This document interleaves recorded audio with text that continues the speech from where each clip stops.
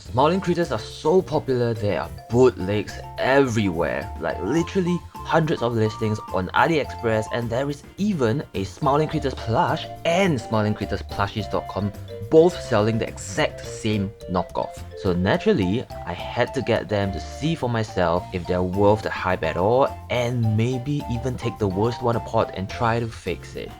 I bought mine from Taobao for about 60 SGD, which is about 45 bucks, so about 550 per plush, while the official one from Mob Entertainment is $38, but they only have Catnap and Dog Day. There is also a Korean YouTuber selling the other version for 34 bucks each, but they are made according to the cardboard cutout version, so it's not the plushies we see in-game.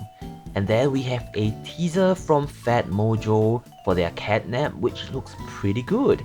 And lastly, some 2D images from YouTube's for their versions as well.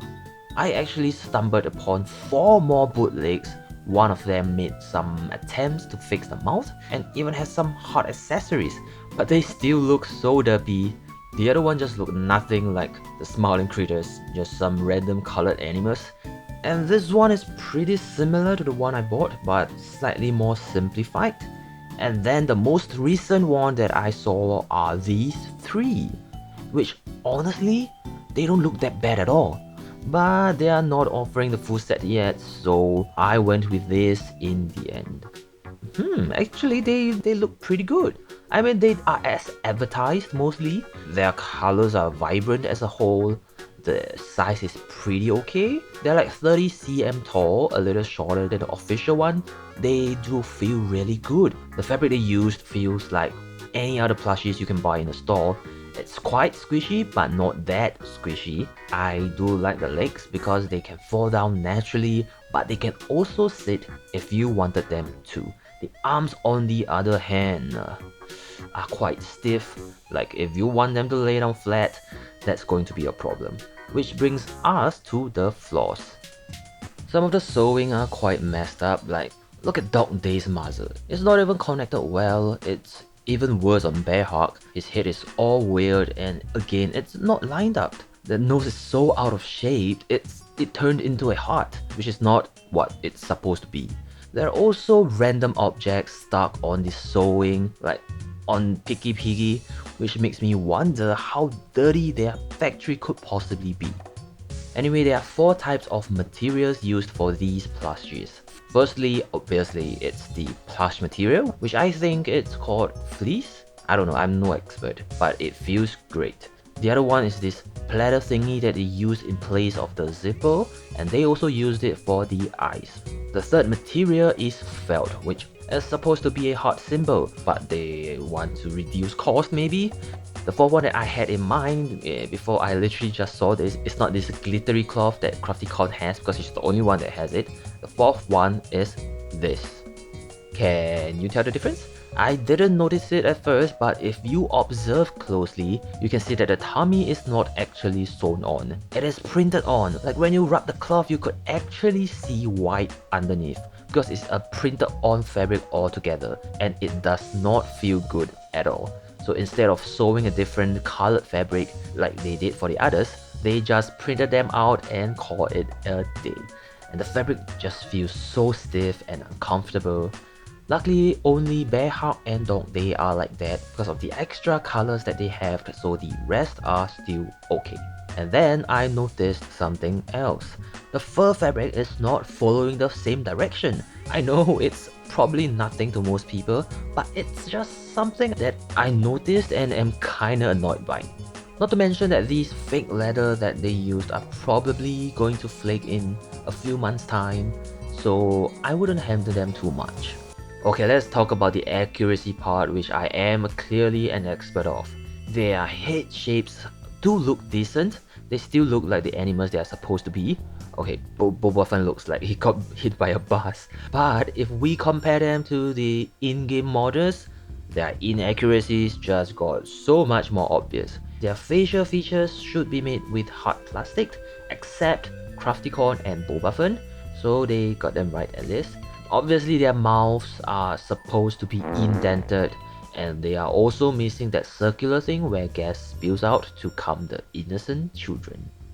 Their ears are also not right because they should have some volume instead of being just all flat, and there should be some indentation for bear hug and catnap, but they are just flat and printed here.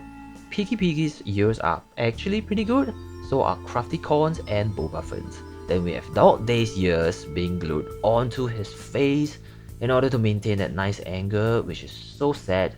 Hoppy's ears should have more volume, and for Kick and Chick, oh, he doesn't have any ears, oops. But for his hair, I guess, they should have more volume as well.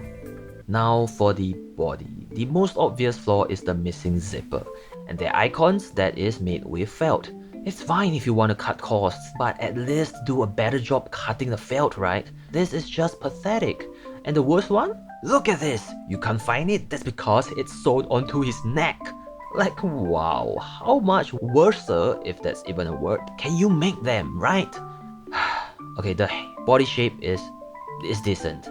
The only complaint that I have is that they have a really big butt. Like, their heads are supposed to be bigger than the bodies, but look at this big ass. And as mentioned earlier, their arms are bad. They should be resting nicely by the side, but this one just flings right back up like there's a spring in it, and that is something I would have to figure out when I make my own. Their palms should have a shape to it, like a thumb or something, and not just round. Funny enough, they did give them to Kickin' Chicken, maybe because his palms are just one color, but the tails are pretty good. Very long for Catnap, springy tail for Piggy Piggy, just that overall they should have more volume. Same issues as the ears.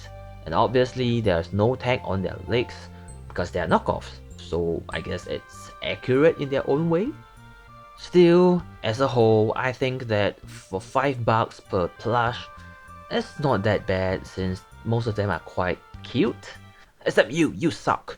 This is clearly the worst one. His face is smooshed real bad, his arms are one big and one small, and I am curious how they screw things up so badly, so let's take him apart. From the back of his head, you can tell that there are some stitchings that are different from the rest. That's because this is hand stitched and this is the opening where they fill the stuffing from before sewing it up, and that is also where we are going to open him up from. Don't be afraid, I will be gentle. Here we go. And with just a snap, his brain matters are out and we can dig into his skull to retrieve all the stuffing. It's really impressive how much stuffing one head can contain. And what's more interesting is that they actually made a secret compartment just for the muzzle in order to keep the shape.